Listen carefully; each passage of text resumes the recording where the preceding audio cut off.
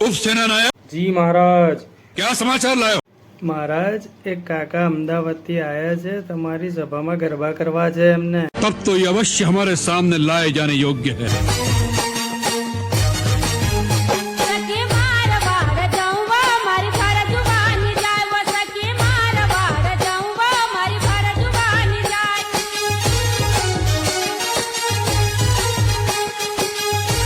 इसी समय इसका सिर काट दो।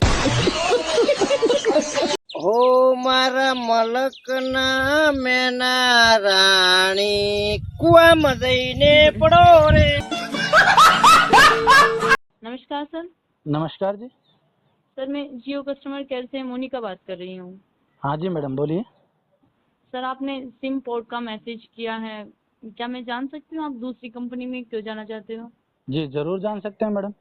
जी सर बताइए। मैडम जी मुझे एक बात बताएं, जब मैंने जियो सिम ली थी तब मैं जियो कंपनी से जुड़ गया था। जी जरूर सर। मतलब जियो कंपनी का जो परिवार है उसका हिस्सा हो गया था। जी सर। तो मैडम जी ये बताओ, फिर जियो कंपनी के परिवार का सदस्य होते हुए भी अंबानी जी ने अपने बेटे की शादी कर ली, फिर मुझे क्यों नहीं बुलाया? जी सर वो तो मैं क्या बताऊँ इस बारे में आपको। फिर आप क्यों पूछ रहे हो कि सिम पोर्ट क्यों करवा रहे हो? कह देना अंबानी जी से कि परिवार वाले नाराज हैं। नमस्कार सर। ये टाटा बिरला अंबानी अपना देवी प्रसाद इन लोग अमीर कैसे बना? इसका सीक्रेट मिल गया, पैसा ही पैसा होगा। મને ગરબા રમવાનો એટલો શોખ છે પણ આવડતા નથી, અલગ વાત।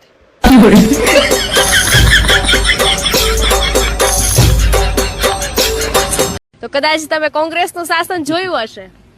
એમાં આપણે ખબર ન હોય, રમેશભાઈ કે આમાં મત નાખવાનો એટલે એમાં મત નાખી દે। અચ્છા તમને શું લાગે છે કોણ આવશે સરકાર? એ કાંઈ ખબર નહીં, રમેશભાઈ કે આમાં મત નાખવો એમાં નાખી દે, પછી આપણે ખેતી કરવાની, વાડીએ વહી જવાનું। અરે બોસ આજે હું ઓફિસ નહીં આવું, મારું જે કૂતરું છે ને એ મરી ગયું છે।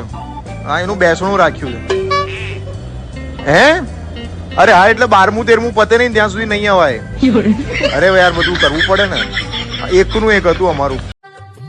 કાલે હું મારા દોસ્તારના ભાઈની જાનમાં ગયો તો, મને મારા દોસ્તારે કીધું કે રિટર્નમાં વરરાજાની ગાડી તું હાકી લેજે। મેં કીધું કાંઈ વાંધો નહીં હું હાકી લઈ। પછી ભાભીની વિદાય થઈ, ભાભી રોતા રોતા ગાડીમાં બેઠા, વરરાજો બેઠો, વરરાજાની બેન બેઠી, ભાભી રોવાનું બંધ નહોતા કરતા ભાઈ। પછી મેં બેનને કીધું કે બેન ભાભીને કે હવે તો આપણે બહાર નીકળી ગયા છે, હવે રોવાનું બંધ કરે। તો બેને ભાભીને કીધું કે બેન હવે આપણા ગામથી આપણે 10 કિલોમીટર છેટા વહી આવ્યા છે, હવે તો રોવાનું બંધ કરો।